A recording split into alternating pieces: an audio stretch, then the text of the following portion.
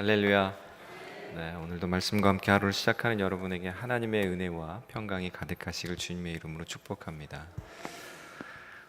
사도행전의 이제 막바지에 이르렀습니다. 사도행전 21장부터 26장 오늘 본문까지의 말씀을 이렇게 쭉 보면 6번의 재판이, 사도 바울에 대한 재판이 나오고 있는 것을 볼 수가 있습니다.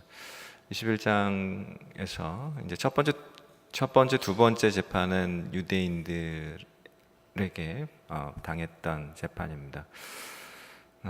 첫 번째 재판에서는 유대인 무리들이 그런 일들을 했고, 두 번째에서는 산헤드린 공회에서 재판을 받습니다. 그러다가 이제 로마 정부가 정식적으로 사도 바울을 재판하는데, 세 번째, 네 번째에서는 벨릭스 총독에 의해서 재판을 받다가 이 벨릭스라고 하는 사람이 굉장히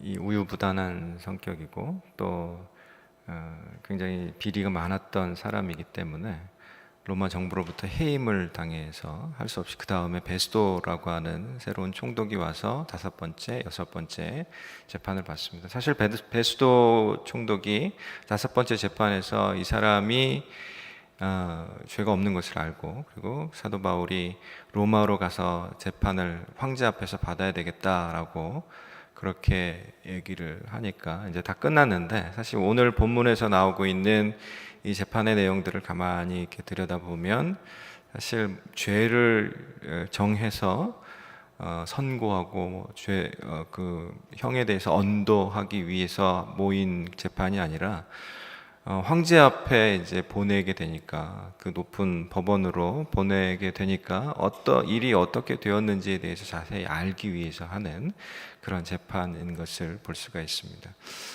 오늘 본문이 속해 있는 26장 이렇게 같이 살펴보면서요, 우리가 하나님께서 우리들에게 주시고자 하는 교훈들이 무엇인지 한 두 가지 정도 생각해 보기를 원합니다.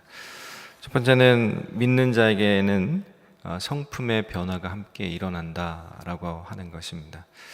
사도 바울이 26장 전체에서 자기에게 있었던 일들, 특별히 유대인들이 자기를 고소하는 그 이유들에 대해서 가만히 순차적으로 이렇게 설명을 하고 있는 것을 볼 수가 있습니다.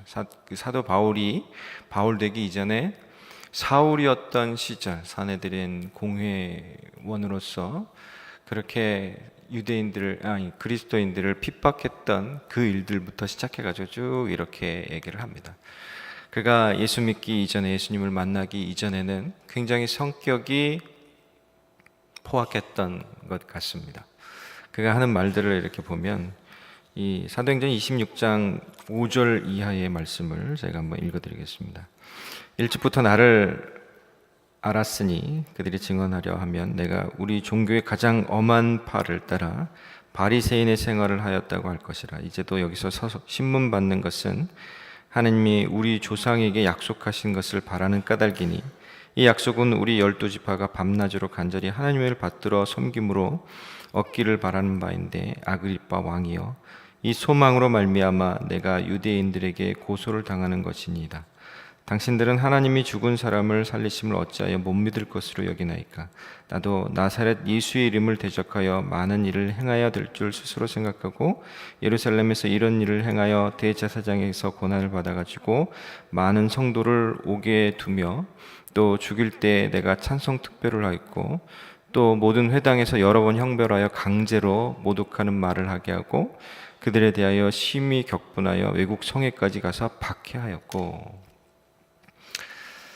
그가 하는 말이, 자기는 엄한 바리새파 사람이었고, 그리고 이 예수 믿는 것이 옳지 않다라고 생각해서 그들이 있는 곳을 찾아갔고, 그리고 대제사장의 고난을 위임받아가지고 그 사람들을 잡아서 옥에 가두고 강제로 부인하게 하고 또 먼 데까지 가서 박해했던 그런 사람이다라고 그렇게 표현하고 있는 것을 볼 수가 있습니다.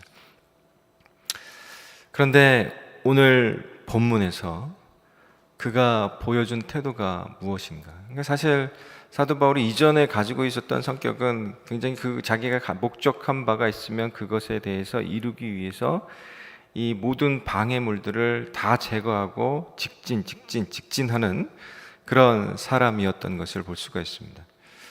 물론 그가 하나님을 위하여서 그런 일들을 행한다 했음에도 불구하고 그가 행한 그런 가진 모습들은 하나님 앞에서 옳지 않았던 것을 볼 수가 있습니다. 오늘 본문 24절, 25절 말씀을 같이 한번 읽어보겠습니다. 시작. 바울이 이같이 변명하매 베스도가 크게 소리내어 이르되 바울아 내가 미쳤도다. 내 많은 학문이 너를 미치게 한다 하니 바울이 이르되 베스도 각하여 내가 미친 것이 아니요 참되고 온전한 말을 하나이다 라고 사도 바울이 그렇게 얘기합니다. 사도 바울이 자기에 대해서 이 변명하듯이 이 베스도와 그리고 헤롯 아그리빠 왕 부부 앞에서 그렇게 자기의 일들을 이야기하죠. 어떻게 보면 본문을 통해서 보면 변명이라고 되어 있지만 또 우리 입장에서 이렇게 또 가만히 생각해 보면 간증이죠. 간증. 자기가 어떤 사람이었고 예수님을 어떻게 만났고 어떻게 변화되어져서 이제 복음을 위해서 어떻게 살고 있는지에 대해서 쭉 얘기하면서 그러니까 당신도 나와 같이 예수님을 믿었으면 좋겠다. 복음을 받아들였으면 좋겠다라고 이렇게 얘기를 하는 겁니다. 그런 간증을 하니까 이 베스도 총독이 여기 24절 말씀에서 보니까 그냥 말한 것이 아니라 크게 소리내어 이르되, 크게 소리내어서 말했다는 건 무슨 말이에요? 거의 욕하듯이 큰 소리 호통치듯이 그렇게 했다라고 하는 거죠. 그 내용이 무슨 내용이에요? 너 제정신 아니고 미쳤다 라고 그렇게 얘기하고 있는 겁니다. 사실 우리가 이 평생 살아가면서 누군가에게 그 큰 소리로 욕을 먹는 경우가 몇 번이나 있을까요? 제가 어렸을 때는 저희 어머니가 이제 그 큰 소리로 고급 단어를 사용해가지고 막 그러면서 이렇게 하도 이게 장난치니까 그렇게 했던 그 기억들이 막 이렇게 떠오르지만 커서 그렇게 들은 일들은 거의 없었던 것 같습니다. 많지 않았었던 것 같아요. 물론 있었긴 했지만 그렇게 많지는 않았었던 것 같습니다. 누군가에게 이렇게 큰 소리로 욕을 먹고 또 그 앞에서 미쳤다라고 하는 소리를 듣는다라고 하면 여러분 같으면 기분이 어떨 것 같아요? 굉장히 기분이 나빠서 에이 괜히 좋은 거 줄래다가 기분만 상했네 그러면서 다시는 보지 말아야지 입 꾹 다물고 있어야지 그럴 가능성이 크죠. 근데 사도 바울이 이전의 성격이었다면 그렇게 하고도 남았을 그런 성격이고 성품이었는데 예수님을 만난 이후에 그의 성품이 변화하여서 복음을 위하여서 일하는 중에 자기가 욕 먹는다 하더라도 그 욕 앞에 욕으로 대항하지 않고 그리스도께서 보여주신 그 성품으로 그 사람을 대하고 있는 것을 볼 수가 있습니다. 그냥 참말입니다. 온전히 참말입니다. 라고 그렇게 얘기할 뿐입니다. 사도 바울이 어떻게 그럴 수 있었을까요? 그것은 성품을 자기 안에서 개발했기 때문에 그렇습니다. 사도 바울이 에베소 교인들을 향해서 너희가 부르심의 소망을 따라서 일하고 싶냐? 그렇다면 이렇게 일해라 라고 그렇게 얘기합니다. 에베소 4장 1절 2절 말씀 제가 읽어드릴게요. 그러므로 주 안에서 갇힌 내가 너희를 권하노니 너희가 부르심을 받은 일에 합당하게 행하여 모든 겸손과 온유로 하고 오래 참음으로 사랑 가운데서 서로 용납하고 라고 그렇게 권면하고 가르칩니다. 너희가 부르심을 받은 일에 합당하게 행하고자 한다면 이렇게 해라. 모든 겸손과 온유와 그리고 오래 참음으로 사랑 가운데서 그 일들을 해라 라고 그렇게 말씀하고 있습니다. 사도 바울이 에베소 교인들을 향해서 그렇게 권하였다라고 하는 것은 사도 바울이 그렇게 그러한 모습으로 일하고 있다라고 하는 것에 대해서 얘기하는 거잖아요. 이와 같이 빌립보 교인들을 향해서도 그렇게 권합니다. 빌립보서 2장 2절부터 3절 말씀을 보면 마음을 같이하여 같은 사랑을 가지고 뜻을 합하여 한 마음을 품어 아무 일에든지 다툼이나 허영으로 하지 말고 오직 겸손한 마음으로 각각 자기보다 남을 낮게 여기고, 그렇게 일할 것에 대해서 권면합니다. 빌립보 교인들에게 이렇게 말하는 근거가 무엇이냐면 사도 바울이 예수님을 경험했기 때문에 그렇습니다. 예수님을 만났기 때문에 그렇습니다. 그가 만난 예수님은 어떠한 예수님이냐, 하나님이냐, 이 빌립보서 2장 5절 이하에 그는 근본 하나님과 본체시나 동등됨을 취할 것을 여기지 아니하시고 하면서 그 다음에 예수 그리스도의 일하실 때 나타내 보이셨던 성품들에 대해서 얘기하는데, 빌립보서 2장 6절부터 8절 말씀에 그는 근본 하나님의 본체시나 하나님의 동등됨을 취할 것으로 여기지 아니하시고 오직 자기를 비워 종의 형체를 가지사 사람들과 같이 되셨고 사람의 모양으로 나타나서 자기를 낮추시고 죽기까지 복종하셨으니 곧 십자가에 죽으심이라. 아멘. 낮아지셨다. 겸손하게 자기를 낮추시고 또 낮추시고 또 낮추시고 십자가에서 낮아질 때까지 그렇게 겸손함으로 일들을 행하셨던 것처럼 우리들도 역시 낮아짐과 겸손함과 온유함과 그렇게 변화되어진 성품으로 그렇게 그 일들을 감당해야 할 것에 대해서 말하고 있는 것입니다.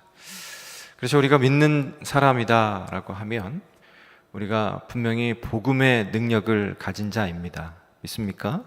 왜냐하면 우리 안에 예수 그리스도의 능력이 있기 때문에 그렇습니다. 그렇지만 그 능력이 조금 더 효력이 있으려고 한다라고 하면 우리의 성품도 함께 변화되어져야 합니다. 우리가 우리의 입술을 열어서 복음을 전할 때 예수 그리스도의 이름을 말하는 것 자체만으로도 이미 능력이 나타나는 것이기 때문에 굉장히 큰 힘이 있습니다.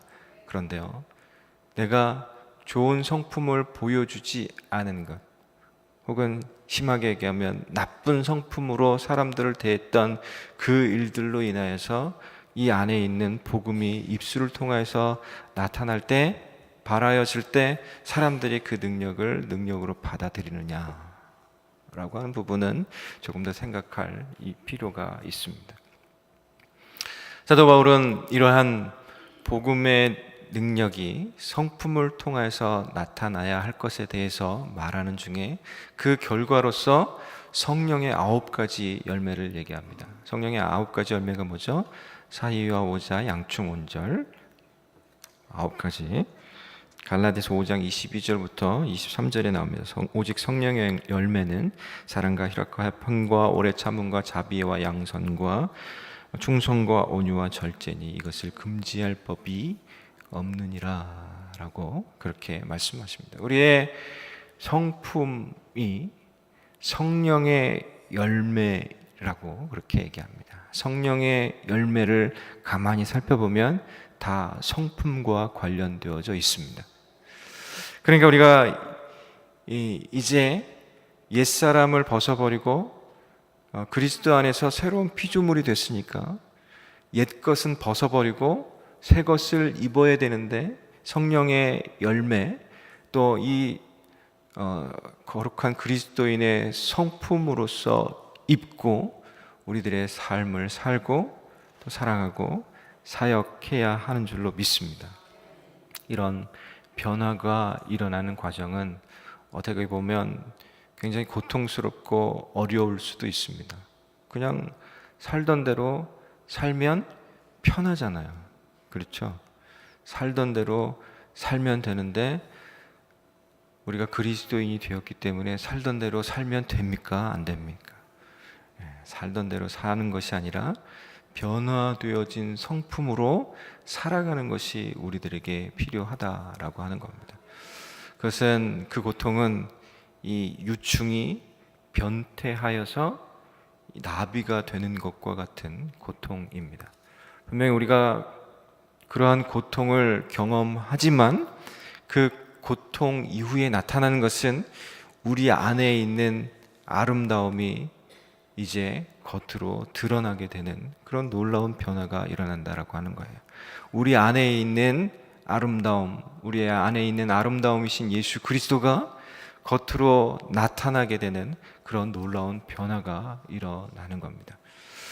그렇기 때문에 우리가 믿는다 하면 이 성품의 변화에 대해서도 우리가 조금 더 관심을 갖고 그것이 어떻게 변화되어질 수 있는지 그것을 방법을 찾고 특별히 성령 안에서, 그것이 성령의 열매라고 했으니까요, 성령 안에서 우리의 성품이 변화되어지고 온유함과 또 겸손하신 예수 그리스도를 닮은 그러한 모습으로 우리에게 맡겨진 그것을 감당할 수 있어야 할 줄로 믿습니다. 오늘 본문이 주는 두 번째 교훈은 믿는 자들은 모든 기회를 전도로 연결시키는 사람이다 라고 하는 겁니다. 사도행전 26장 26절부터 29절까지의 말씀을 다시 한번 읽어보겠습니다. 시작. 왕께서는 이 일을 아시기로 내가 왕께 담대히 말하노니 이 일에 하나라도 아시지 못함이 없는 줄 믿나이다. 이 일은 한쪽 구석에서 행한 것이 아니니이다. 아그리빠 왕이여, 선지자를 믿으시나이까? 믿으시는 줄 아나이다. 아그리빠가 바울에게 이르되 내가 적은 말로 나를 권하여 그리스도인이 되게 하려 하는도다.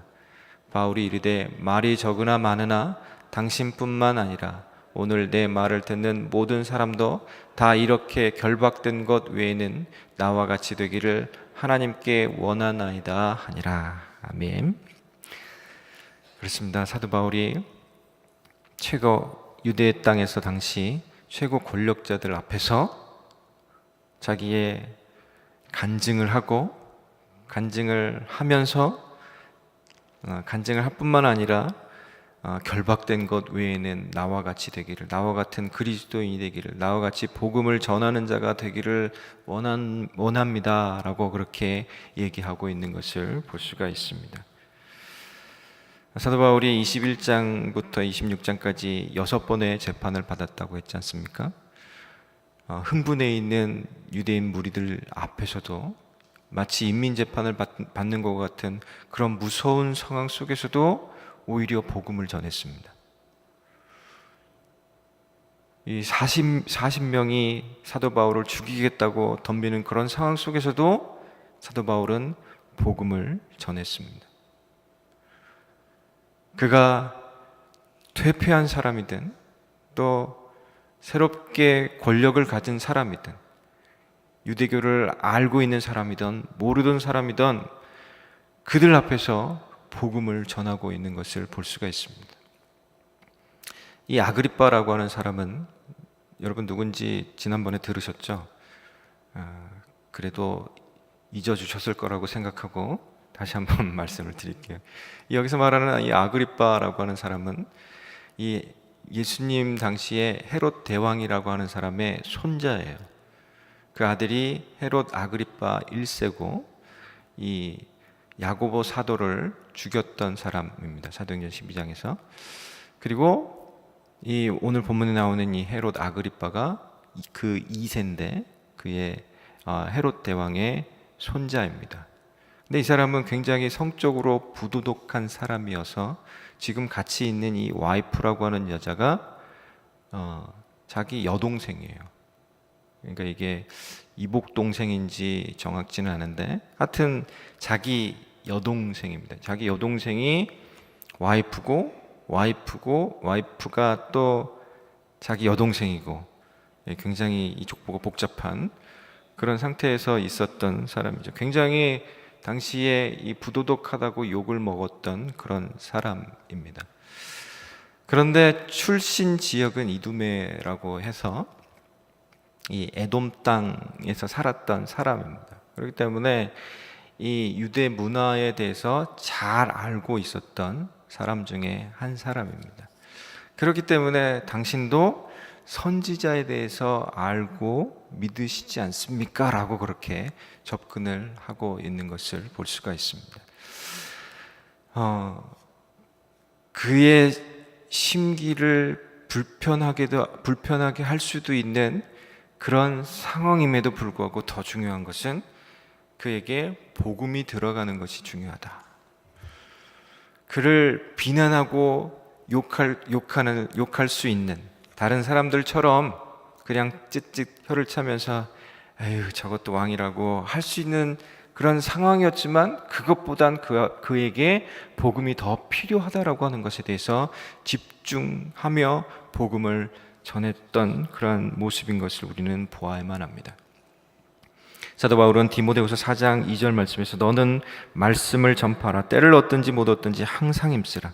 범사에 오래 참음과 가르침으로 경책하며 경계하며 권하라 라고 영적 아들 디모데에게 사도 바울이 얘기했습니다. 자기 영적 아들에게 그렇게 얘기했던 것처럼 사도 바울도 역시 그렇게 말한 대로 살고 있는 것을 볼 수가 있습니다.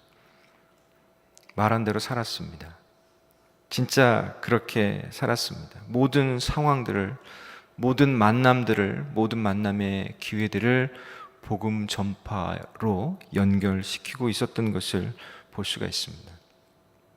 여러분, 그런데 우리가 삶을 살면서 모든 상황들을 복음을 전할 기회로 삼는 것이 쉬운가요? 어려운가요? 네, 대답하지 마십시오. 나겸일 목사님 주안 장로교회 그 나겸일 원로 목사님이시죠 지금은. 나겸일 목사님이 계신데요. 그분이 이제 그 한국 교회의 총동원 주의를 정착시키신 분이고, 그래서 한 해에는 4천 명이 새신자가 등록하고 교회 등록 교인 수가 7만 5천 명에 이를 정도로 그렇게 부흥시켰던 목사님인데요. 이 전도마을 만들기라고 하는 책 속에서 이상한 우체부에 대해서 얘기를 합니다. 한 사람이 죄를 졌어요. 친구를 잘못해서 죽였습니다. 그런데 사형 언도를 받았습니다. 그리고 감옥에 붙잡혀 들어가게 되었죠. 그때 사람들이 막 편지를 씁니다. 어떤 사람은 비난하는 말을 쓰고, 어떤 사람은 동정하기도 하고, 어떤 사람은 국민으로서 어떻게 그렇게 법을 지키지 않을 수 있느냐, 법을 제대로 지켜야 된다 가르치는 그런 편지도 쓰고, 그런 편지들을 다 받아서 보는 중에 처음에 한두 개는 읽었는데 계속 비슷한 것이 오니까 그 편지들을 읽지도 않고 그냥 버려두었습니다. 그런데 모든 편지를 그렇게 귀찮게 생각하지만 딱 하나의 편지를 기다리고 있었습니다. 그 편지는 죄가 사면됐다라고 하는 사면장, 그 편지만을 기다리고 있었습니다. 그렇죠. 우리 그리스도인들은 어떻게 보면 많은 사람들에게 당신의 죄가 사함받았고 이제 당신에게 생명이 있습니다라고 하는 그런 편지를 전하는 우체부와 같은 그런 사람입니다. 그런데 이상한 우체부여서 그렇게 좋은 편지를, 이 사형수가 그렇게 기다리는 그 편지를 사람들에게 전해줌에도 불구하고 그 사람들이 기뻐하고 감사하기보다는 오히려 비난하고 욕하고 귀찮아하고 그런 취급을 받는 그런 이상한 우체부가 되었다. 그런 우체부로 살고 있다라고 하는 것이죠. 그렇습니다. 우리가 복음을 때를 얻든지 못 얻든지 전하기 힘든 이유는 그러한 이유로 인해서 우리 속에 용기가 생기지 않기 때문에, 혹은 귀찮아서, 그 말 한마디 하는 게 귀찮아서, 새롭게 인간관계를 만드는 것이 힘들고 어렵고 귀찮아서 우리가 그러한 일들을 하지 않는 것인 줄도 모르겠습니다. 그래, 우리가 그럼에도 불구하고 우리는 하나님 앞에서 그리스도인 되었기 때문에, 하나님 앞에서 예수 그리스도를 만난 자이기 때문에, 누구처럼요? 사도 바울처럼 만난 사람이기 때문에, 만난 이후에 우리들의 삶 속에서 마땅히 있어야 하는 것은 때를 얻든지 못 얻든지 그리스도를 전하는 그런 사람으로 서야 할 줄로 믿습니다. 몇 년 전에 제가 팀을 이끌고 이스라엘에 단기 선교를 갔다 온 일이 있습니다. 그때 비행기 안에서, 이스라엘 쪽으로 가서 그런지 비행기 안에 그 유대인 랍비 같은 그런 복장을 한 사람들이 이렇게 같이 앉았어요. 우리 팀이 한 자리에 쭈르륵 앉은 게 아니라 흩어져서 앉아있다 보니까 어떤 팀원이 그 사람 옆에 앉았어요. 그리고 복음에 대해서 막 설명을 했습니다. 잘 들어주더래요. 그리고 뭐라고 또 이렇게 얘기하고, 그렇게 열심히 했으니까 이제 그 간증을 비행기에서 내리면서 이렇게 하잖아요. 그러니까 들으면서 잘했다고 막 박수를 쳐주고. 그런데 팀원 중에 또 다른 한 분이 그 사람들이 하는 얘기 나도 들었다고. 그 사람들이 자기가 율법에 대해서 동양 여자한테 잘 설명을 했다고, 좀 이해하는 것 같더라고. 그렇게 얘기하더랍니다. 무슨 얘기예요? 네. 우리가 복음을 전하려고 열심을 내는 것처럼 우리의 원수 사단도 그것 아닌 다른 것을 전하려고 그렇게 애쓰고 있다라고 하는 사실입니다. 사단과 또 이단들과 또 사이비 종교를 가진 사람들도 열심을 내어서 그들이 가지고 있는 것에 대해서 전해서 우리를 변화시키려고 합니다. 우리가 무엇을 해야 되겠습니까? 이 순간 우리가 해야 할 일들, 때를 얻든지 못 얻든지 복음을 전하는 그 일, 아주 작은 부분이라도 해야 할 줄로 믿습니다. 아주 작은 것이라도 했으면 좋겠어요. 이 토마스 선교사라고 있으신데요, 최초의 선교사라고 하죠. 1866년에 제너럴 셔먼호를 타고, 이 미국 상선이죠, 그것을 타고 이 대동강변을 따라서 평양 앞에까지 들어왔다가 물이 빠지는 바람에 배가 못 나가가지고 배가 격침되고 거기에 탄 사람들이 다 죽었는데 그 중에 토마스 선교사님이 있었던 거죠. 근데 그가 선교사로 오긴 했지만 한 일은 없어요. 그냥 와서 있다가 죽은 건데, 다행히 그가 가져왔던 이 성경책, 그것을 거기 제너럴 셔먼호를 부시러 왔던, 불태워 없애려 왔던 사람들 중에 그 성경책을 가져간 사람이 있었어요. 그것을 가지고 무엇을 했을까요? 이 벽지로도 쓰고, 종이가 좋으니까 벽지로도 바르고, 또 화장실에서 하기도 하고, 그렇게 쓰다가, 이 한국 사람들은 글씨만 보이면 읽는 거 좋아하잖아요. 그러니까 이렇게 화장실에서 앉아서 이렇게 보고, 또 누워서 천장도 보고, 그러다가 거기에 나오는 창세기, 요한복음의 말씀들을 그렇게 쭉 읽다가, 그거 읽다가 변화되어져서 널다릴 교회를 세우고 장대현 교회를 세우고 하는 그러한 일들이 일어났었다고 합니다. 그렇죠? 어떻게 보면 내가 할 수 있는 일이 별로 없을지도 몰라요. 그러나 아주 작은 부분이라도 내가 마음을 품고 그 일들을 위해서 준비하고 있으면 그것이 힘을 발휘하여, 능력을 발휘하여서 사람들을 변화시키고 그 안에서 복음으로 인하여서 생명을 얻게 되는 그러한 일들이 일어나게 될 줄로 믿습니다. 네, 저도 이번 토요일에는 교회 주보랑 사역리 들고 전도하려 나가려고요. 혹시 같이 가실 분 있으면 같이 오시면 좋겠습니다. 말씀을 정리하겠습니다. 우리가 믿는 자가 되어서 성품의 변화에 힘쓰십시오. 그리고 우리에게 주어진 그리스도의 그 성품 가지고 복음을 들고 나아가서 때를 얻든지 못 얻든지 복음을 전하는 그러한 일이 오늘도 우리 가운데 일어날 수 있기를 간절히 소망하고 축복합니다. 하나님 감사합니다.